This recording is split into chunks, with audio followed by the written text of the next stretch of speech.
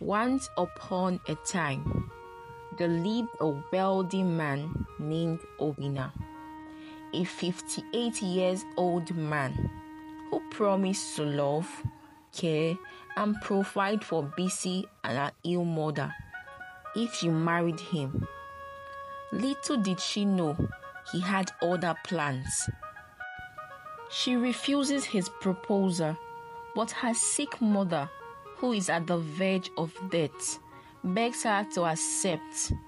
Though he is old, but he is a generous man, Bisi's mother assures her.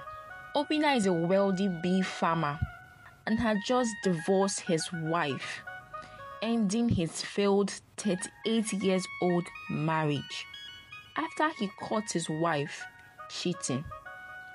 Obinna told Bisi and her mother.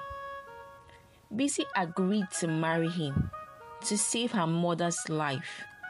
So immediately after they got married, Bisi's mother was transferred to a big private hospital where a successful kidney transplant was carried out.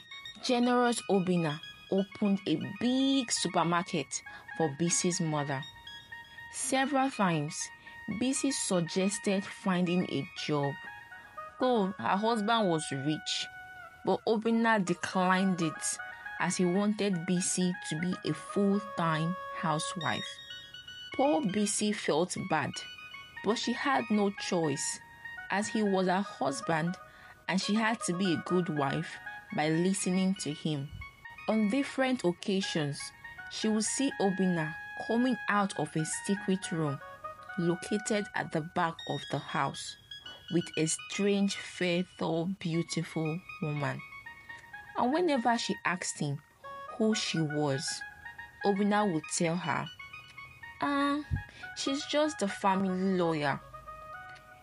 But she got suspicious that Bisi decided to find out by herself. After Obinna left for a business meeting, Bisi tried to open the door of that special room, but it was locked.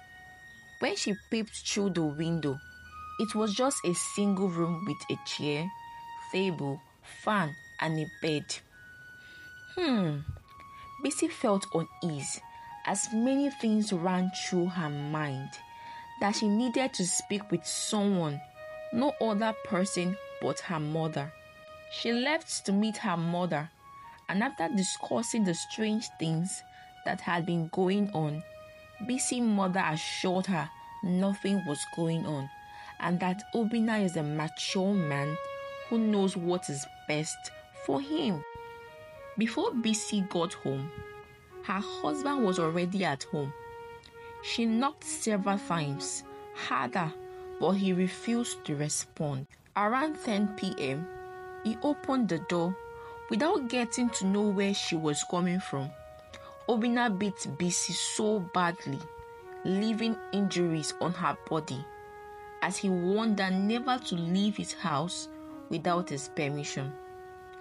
Bisi knew she was in danger as to what kind of man would hit a woman he claimed to love. Bisi tried as much as possible to play her wifely duties, but Obinna would always decline it. He never touched her, but kept spending heavily on her and her mother. Bisi became so scared that she asked Obinna if he wanted to use her for rituals, but he laughed and said, "No, I just want you to be comfortable with me first, before anything." That evening, Obinna walked into the house with that strange lady. Bisi welcomed her happily, but everything changed when Obinna introduced the strange lady as his wife, the well-known Mama T. There was never a divorce as claimed by Obinna. They only distanced themselves so that Obinna could carry out his evil plans. Mama T can't carry a child as her womb is too fragile and may lead to death if she carries a child. Her husband does not want to lose his dearly beloved wife. that he decided to find a young girl that could carry the child. But they knew that if they had told Bisi from the onset, she wouldn't have agreed. She felt hurt and disappointed. Bisi refused to be a surrogate mother for Obinna and his wife.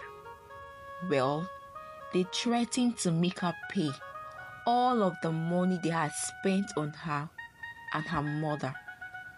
Bisi had to return to her mother, and she blamed her mother for everything she was going through.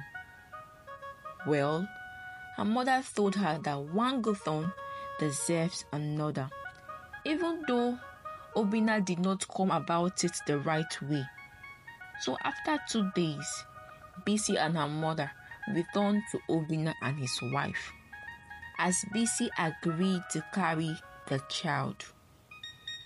During the 9 months of Bisi's pregnancy, they took care of her really well. But one fateful morning, the police broke into the house as they arrested both Obinna and his wife for human trafficking. It was said that Obinna and his wife made young girls sign evil deals, inserting sperms of unknown men into their bodies for them to get pregnant, and once the child was born, they took the child and sold them to people, those who needed children, or for ritual or slavery purposes. And they have been doing this business for the past 15 years.